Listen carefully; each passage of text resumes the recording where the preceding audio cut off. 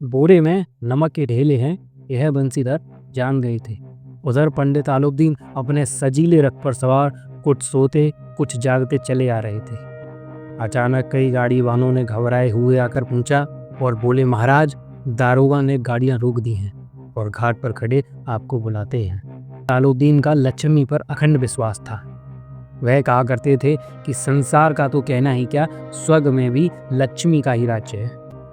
उनका यह कहना यथार्थ ही था। न्याय और नीति सब लक्ष्मी के ही खिलौने हैं। इन्हें वह जैसे चाहती वैसे न चाहती। लेटे ही लेटे गर्व से बोले, चलो हम आते हैं। यह कहकर पंडित जी ने बड़ी निश्चिंतता से पान की बीड़ी लगाकर खाए और फिर लिहाफ ओढ़े हुए दारोगा के पास आकर बोले, बाबूजी आशीर्वाद। कहिए, हमसे ऐसा कौन सा अपराध हुआ है कि गाड़ियां रोक दी गई हैं? हम ब्राह्मणों पर तो आपकी कृपा दृष्टि रहनी चाहिए। बंसीधर रुखाई से बोले, सरकारी हुक्म। पंडित आलोकदीन ने हंसकर कहा, हम सरकारी हुक्म को नहीं जानते और न सरकार को। हमारी सरकार तो आप ही हैं। हमारा और आपका तो घर का मामला है। हम कभी आपसे बाहर हो सकते हैं? आपने व्यर्थ ही कष्ट उठाया। यह हो सकता है कि इधर से जाएं और इस घाट के देवता को भेंट न चढ़ावें। मैं तो आपकी सेवा में स्वयं ही आ रहा था। बंसीधर पर ऐश्वर्य की मोहिनी बंसी का कुछ प्रभाव ना पड़ा। ईमानदारी की नई उमंग थी। कड़क कर बोले, हम उन नमक हरामों में नहीं जो कौड़ियों पर अपना ईमान बेचते फिरते हैं। आप इस समय हिरासत में हैं। आपको कायदे के अनुसार चलना होगा। बस मुझे ऐसी बातों की फुर्सत नहीं है। बंसीधर ने अपने जमादार बदलू सिंह से कहा, तो मैंने हिरासत में ले चलो, मैं हुक्म देता हूँ। पंडित आलोकदीन स्तंभित हो गई। गाड़ी वानों में हलचल मच गई। पंडित जी के जीवन में कदाचित यह पहला ही अवसर था कि पंडित जी को ऐसी कठोर बातें सुननी पड़ी। बदलू सिंह आगे बढ़ा, किंतु रौब के मारे एहसास न हुआ कि उनका हाथ पकड़ सके। पंडित जी ने धर्म को धन का ऐसा निरादर होते कभी न देखा था। विचार किया कि यह अभी उद्दंड लड़का है, माया मोह के जाल में भी पड़ा नहीं, अल्लड़ है, झिझकता है। उसके बाद बहुत दीन भाव से बोले, बाबू साहब, ऐसा न कीजिए, हम मिट जाएंगे। इज्जत धूल में मिट जाएगी। हमारा अपमान करने से आपके हाथ क्या आएगा? हम किसी तरह से आपके बाहर थोड़े ही हैं। बंसीधर ने कठोर स्वर में कहा, हम ऐसी बातें नहीं सुनना चाहते। आलोकदीन ने जिस सारे को चट्टान समझ रखा था, वह पैरों के नीचे खिसकता हुआ मालूम हुआ। स्वाभिमान और धन ऐश्वर्य की कड़ी चोट लगी, किंतु अभी तक धन की सांख्यिक शक्ति का पूरा भरोसा था। अपने मुख्तार से बोले, लाला जी, 1000 के नोट बाबू साहब को भेंट करो। बंसीधर ने गर्म होकर कहा, 1000 नहीं, 1,00,000 भी मुझे सच्चे मार्ग से नहीं हटा सकते। धर्म की इस बुद्धिहीन दृढ़ता और देव दुर्लभ त्याग पर मन बहुत झुंझलाया। अब दोनों सुप्तियों में संग्राम होने लगा। धन ने उछल उछल कर आक्रमण करने शुरू किए। 1 से 5, 5 से 10, 10 से 15 और 15 से 20,000 तक नौबत पहुंची, किंतु धर्म अलौकिक वीरता के साथ बहुसंख्यक सेना के सम्मुख अकेला पर्वत की भांति अटल और अविचल खड़ा था। आलोकदीन निराश होकर बोले, अब इससे अधिक मेरा साहस नहीं, आगे आपको अधिकार है। बंसीधर ने अपने जमादार को ललकारा।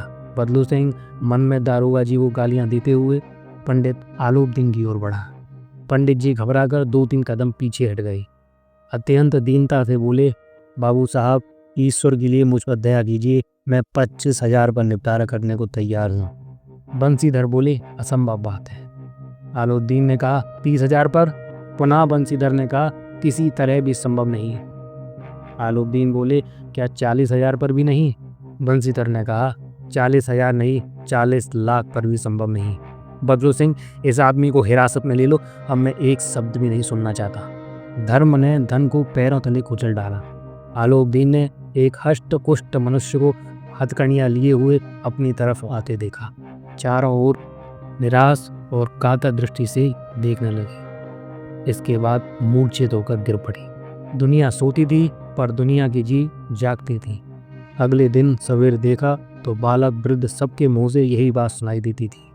जिसे देखिए वही पंडित जी के इस व्यवहार पर टीका टिप्पणी कर रहा था। निंदा की बौछारें हो रही थी, मानो संसार से अब पापी का पाप कट गया। पानी को दूध के नाम से बेचने वाला ग्वाला, कल्पित रोज नाम से भरने वाले अधिकारी वर्ग, रेल में बिना टिकट सफर करने वाला बाबू लोग, जाली दस्तावेज बनाने वाले सेठ और साहूकार, यह सब के सब देवताओं की भांति कृतने चला रहे थे।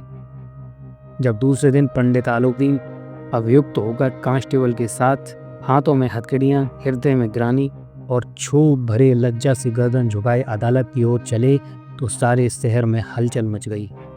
मेलों में कदाचित आंखें इतनी व्यग्र न होती होंगी। भीड़ के मारे छत और दीवार में कोई भेद न रहा, किंतु अदालत में पहुंचने की देर थी। पंडित आलोकदीन इस अगाध वन के सिंह थे। अधिकारी वर्ग उनके भक्त, अमले उनके सेवक, वकील मुख्तार उनकी आज्ञापालक और अर्दली, चपरासी और चौकीदार तो उनके बिना मोल के गुलाम थे। उन्हें देखते ही लोग चारों तरफ से दौड़े। सभी लोग विस्मित हो रहे थे, इसलिए नहीं कि आलोकदीन ने यह कर्म किया, बल्कि इसलिए कि वह कानून के पंजे में कैसे आए। ऐसा मनुष्य जिसके पास असाध्य साधन करने वाला धन और अनन्य वाचालता हो, वह क्यों कानून के पंजे में आए। प्रत्येक मनुष्य उनसे सहानुभूति प्रकट करता था। बड़ी तत्परता से इस आक्रमण को रोकने के निमित्त वकीलों की एक सेना तैयार की गई। न्याय के मैदान में धर्म और धन में युद्ध ठन गया। बंसीधर चुप खड़े थे। उनके पास सत्य के सिवा कोई बल न था, न स्पष्ट भाषण के अतिरिक्त कोई और शस्त्र। गवाह थे किंतु लोग से डमाडोल। क्या लगता है आप लोगों को, क्या अदालत पंडित आलोकदीन को वाइज्जत छोड़ देगी या उन्हें उचित सजा देगी? यह जानने के लिए पार्ट 3 देखें।